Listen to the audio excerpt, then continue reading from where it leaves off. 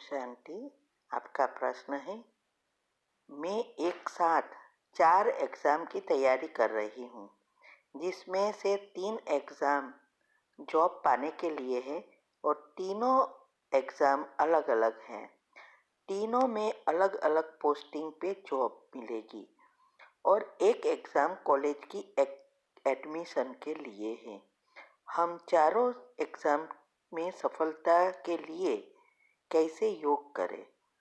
उत्तर है, देखो, ये जॉब के लिए जो भी विधि हमने बताई है, वो विधि अनुसार आपको कमेंट्री बनानी पड़ेगी और उसमें एक ही करना है। भले 3 एग्ज़ाम है जॉब की, लेकिन आपको उसमें ये बनाना है कि क्योंकि फिक्स नहीं है कौन सी जॉब मिलेगी, तो आपको ये इसमें लिख सकते हैं कि कल पहले माफिक बहुत अच्छी जॉब मुझे मिल गई है। तो उसमें से जो भी जॉब होगी वो आपको उसमें आप पास हो जाएंगे। और फिर अगर फिक्स है तो उसके लिए भी मैंने कमेंट में बताया है, तो ये ऐसा कर सकते हैं। तो और हर एक एग्ज़ाम की जो भी तैयारी आप करते हैं, तो उसके लिए एग्ज़ाम के लिए जो जो बताया है वो सब करना है।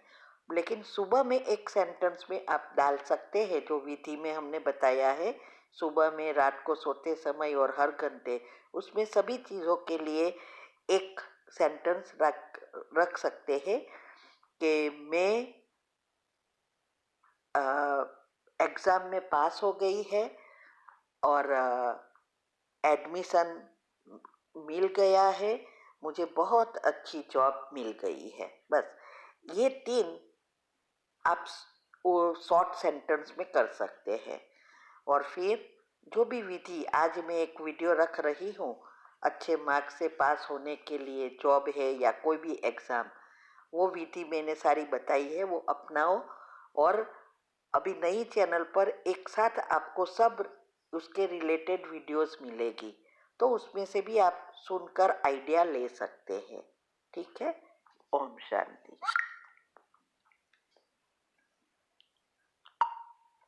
ओम शांति। आपका प्रश्न है कि यदि किसी की डेथ हार्ट अटैक या एक्सीडेंट में होती है तो क्या ये नॉर्मल डेथ है और उस सोल को ऐसा ही शरीर छोड़ना निश्चित होता है? 5 अक्टूबर के नाइट मेरी मम्मी ने अपना शरीर छोड़ दिया।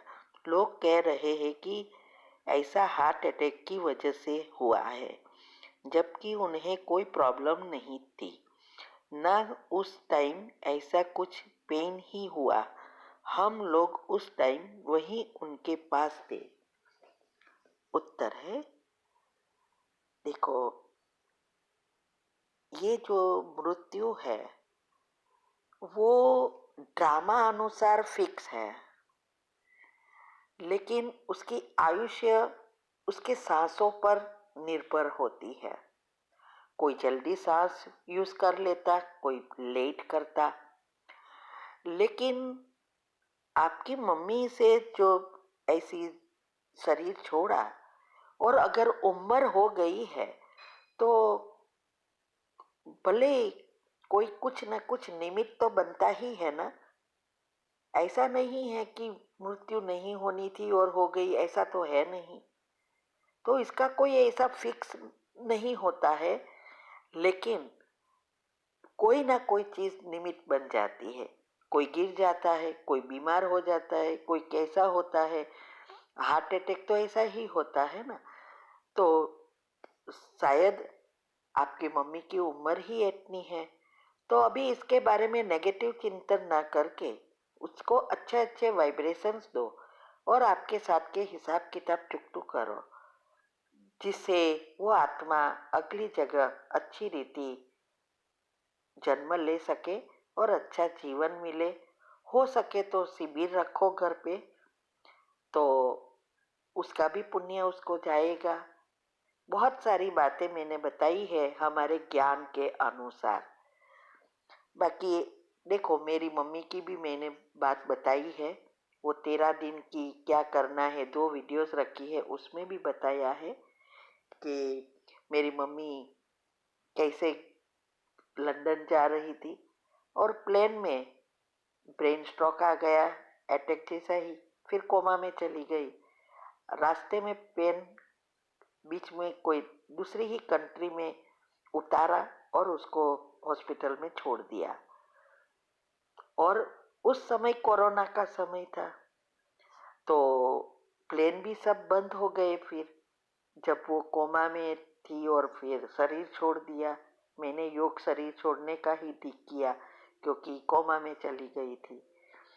और जब शरीर छूटा तो प्लेन भी नहीं था कि बॉडी हम ला सके, और उस देश में मुस्लिम की रीति से बॉडी का अंतिम संस्कार करते, तो उसी रीति से दफनाया। ना कोई था उसके पास, अकेले किसी ने और ने किया, तो ये सारा कर्म का खेल है। इसीलिए हम एक ही चीज कर सकते हैं, अच्छे शुभ वाइब्रेशंस देना। ठीक है, ओम शांति। आपका प्रश्न है, अमावस्या को सूर्य ग्रहण लगने वाला है। जब ग्रहण होता है तो कहते हैं उस समय कुछ खाना पीना नहीं चाहिए। योग साधना के बारे में बोलते हैं, तो क्या उसका भी कुछ साइंटिफिक रहस्य है? जब सूतक काल लगा होता है उस समय हमें क्या करना चाहिए, और ग्रहण के समय पर क्या करना चाहिए? क्या ग्रहण का हमारे जीवन पर, हमारी एनर्जी पर कुछ फर्क पड़ता है? सीलू दीदी ने भी मुरली में बताया कि यह ग्रहण विनाशकारी होने वाला है।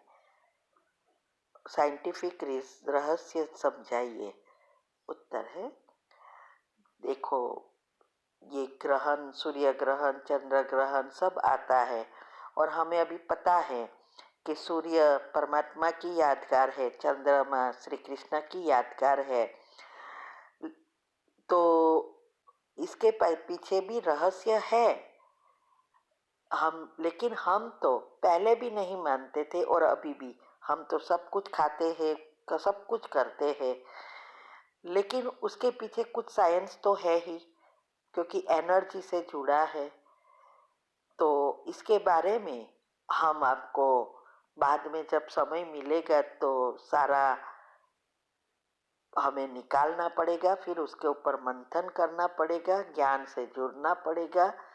तो मैं बाद में आपको कभी समय मिले तब कहूँगी, लेकिन ये पूरा साइंस है एनर्जी का। और सीलू दीदी ने मुरली में कहा, वो कौन सी मुरली है वो भी मुझे डायरेक्ट भेजना।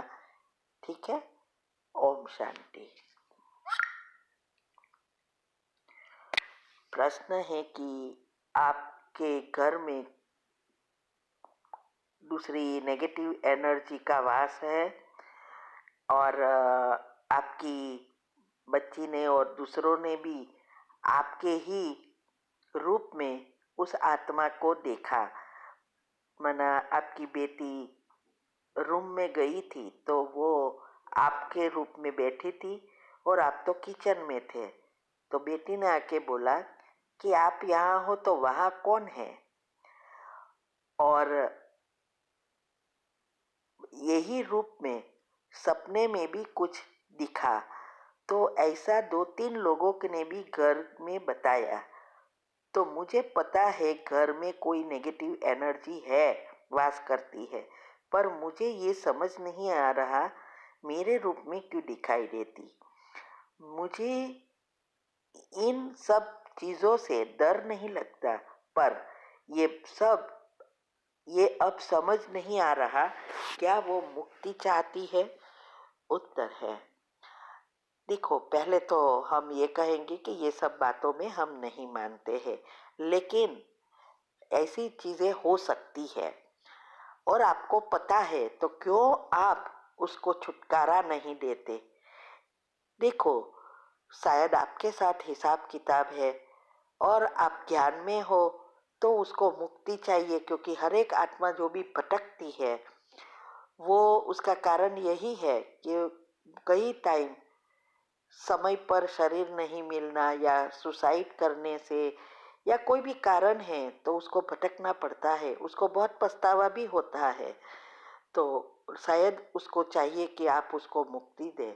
तो आप क्या करो, सुबह में उसको या कोई भी समय जब भी आपको समय मिले उस समय फिक्स करो और उसको वाइब्रेशंस क्षमा की कमेंट्री है वो दो, करो और फिर क्षमा दे क्षमा ले लो और उसको अच्छे वाइब्रेशंस देकर सेंटेंस ऐड करो कि अब इस आत्मा के सभी हिसाब किताब चुकत हो गए हैं और अब इस आत्मा इस अ, भटकने से मुक्त हो गई है, उसको बहुत अच्छा शरीर अच्छा घर मिल गया है और वो जो 10 कल्याण की आप जहाँ भी जाओ वहाँ खुश रहो सुखी रहो कल्याण हो ऐसा 10 दुआएं भी दो तो वो थोड़े ही दिन में चली जाएगी।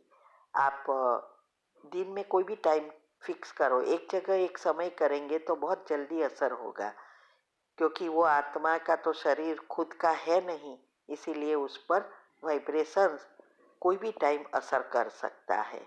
सुबह में करो तो भी कोई प्रॉब्लम नहीं। ठीक है। ओम शांति।